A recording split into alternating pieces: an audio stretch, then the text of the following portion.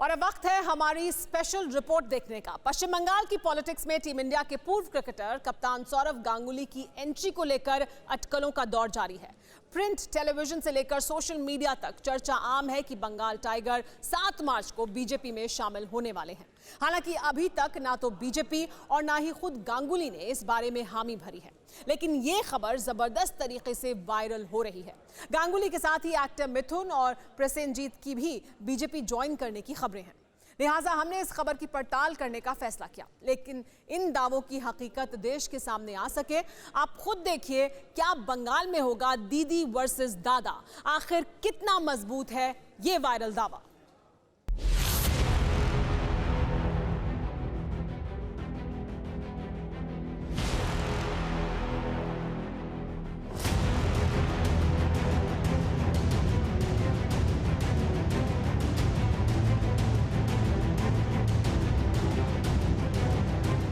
सियासी सरगर्मियों के बीच बंगाल की गली गली में कुछ इसी तरह की खबरें वायरल हो रही हैं, फिजाओं में तैर रही हैं, लोगों की जुबान पर चढ़ी हुई हैं। अखबारों में खबरें छप रही हैं कि दादा यानी सौरव गांगुली बहुत जल्द पॉलिटिक्स के मैदान में उतरने वाले हैं, वो भी बीजेपी की टीम से। सोशल मीडिया में तो दादा के कमल का फूल थामने के दावे को लेकर एक सिलसिला सा चल रहा है, जिसे देखो वही बंगाल को हैरान करने वाला दावा कर रहा है।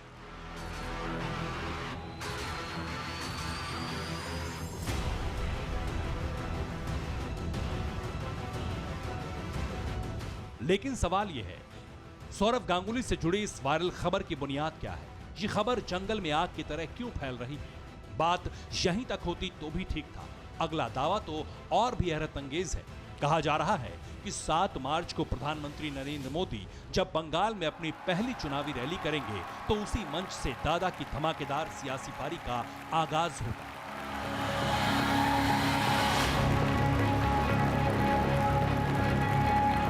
बंगाल में दीदी वर्सेस दादा, कितना मजबूत वायरल दावा।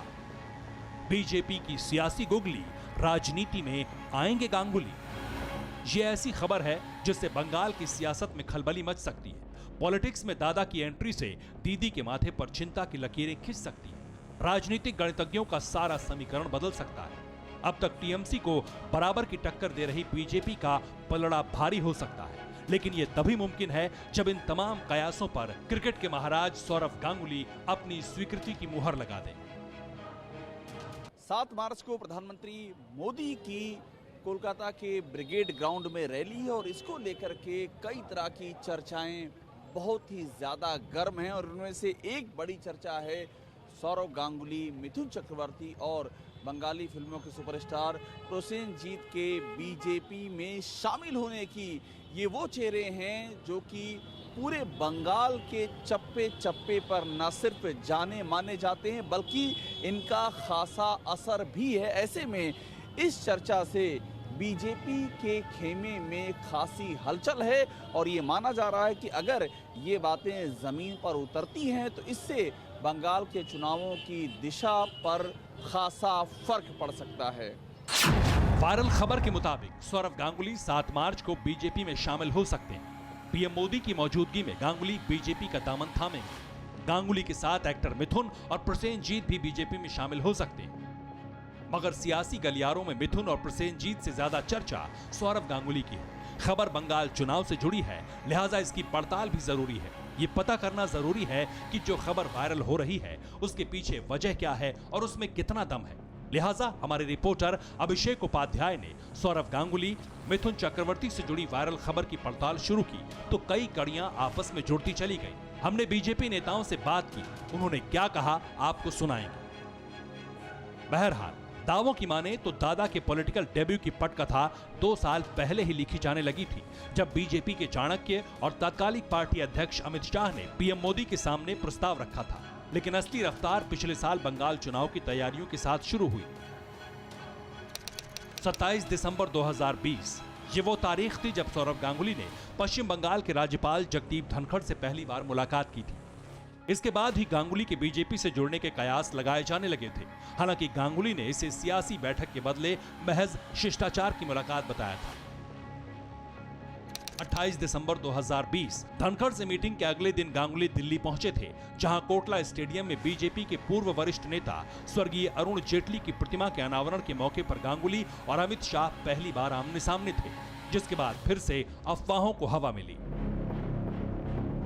और जब जनवरी में गांगुली को हल्का दिल का दौरा पड़ा, तो जिस तरह बीजेपी के दिग्गज नेताओं ने अस्पताल जाकर और फोन के जरिए उनका हाल चाल जाना, उसने दादा की बीजेपी से नजदीकियों को खुलकर सामने ला दिया।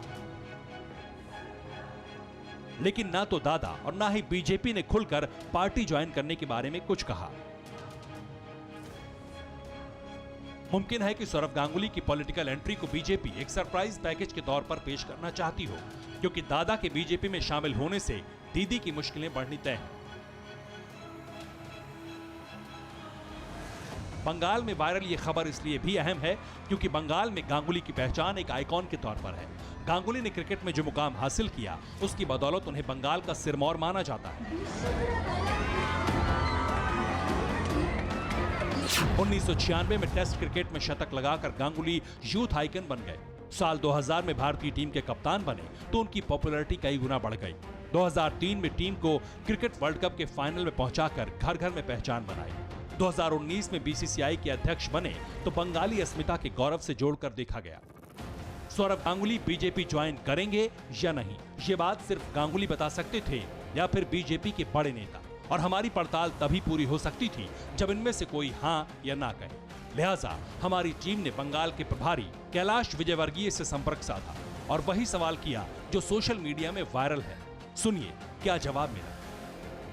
एक और चर्चा है कि सौरव गांगुली यहाँ मौजूद रह सकते हैं उस दौरान। नहीं, ये सब अफवाहें। अफवाह है ये। तो सुना आपने, दादा के पार्टी ज्वाइन करने की जो खबर वायरल है, उसे बीजेपी के महासचिव कैलाश विजयवर्गीय ने सिरे से नकार दिया। यानी इस खबर में फिलहाल दम नहीं है।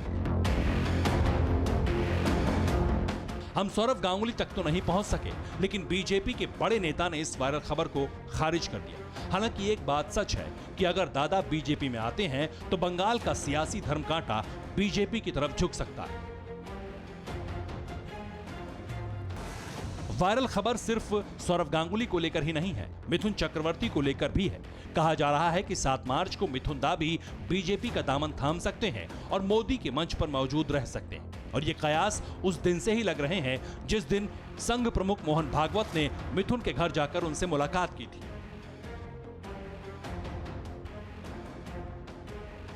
लेकिन मिथुन दा बीजेपी ज्वाइन करेंगे या नहीं, कब करेंगे, हमने जब ये जानने के लिए पड़ताल की तो इसकी पुष्टि नहीं हो सकी। मिथुन दा, क्या कुछ बातचीत हुई है आपकी आरएसएस प्रमुख से? देखिए, ये आप लोग इसको दूसरे ढंग से मत लीजिए। मेरे गुरुजी के साथ एक स्पिरिचुअल रिलेशन है। ये राजनीति से जुड़ी क्या कुछ बात? राजनीति की बात तो नहीं हुई ना, तो मैं राजनीति की बात करूं। 7 मार्च को क्या होगा ये तो पता नहीं, लेकिन इतना तय है कि ये तारीख बंगाल चुनाव के लिए बेहद अहम साबित होने वाली है। और कौन कौन से दिग्गज बीजेपी का दामन थामेंगे, इस खुलासे के लिए 7 मार्च तक इंतजार करना होगा।